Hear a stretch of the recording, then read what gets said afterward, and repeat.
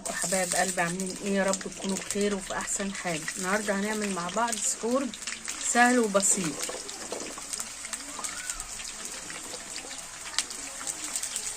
هنعمل شويه فول بقوطه. هو ليه كذا طريقه بس احنا بنحب ناكله كده. دي قطايه، فص توم، قرن فلفل، هيتسبكوا. بعد كده هنرمي عليه الفول،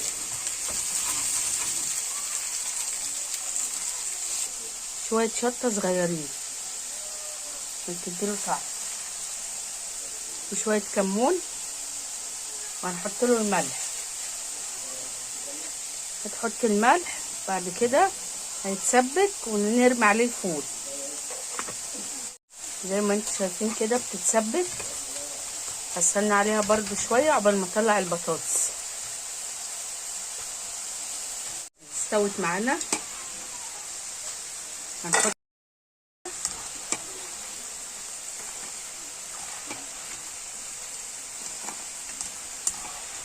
كل سنه وانتوا طيبين. هي كده اتسبكت، هنرمي عليها الفول. انتوا عارفين الفول بنعمله ونحطه في الفريزر.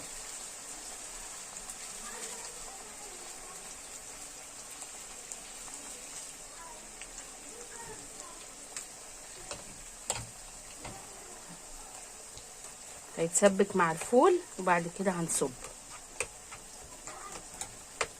جربيه كده، هيبقى طعمه جميل وتغيير. زي ما انتوا شايفين الفول اهو اتسبك وبقى كويس، ومقطعه بصل وطماطم وخيار جنب السحور. اللي يحب ياكل يعني من ده ياكل، اللي يحب ياكل من ده ياكل. تعالوا بس نصب اهو. بسم الله، بألف هنا وشفا.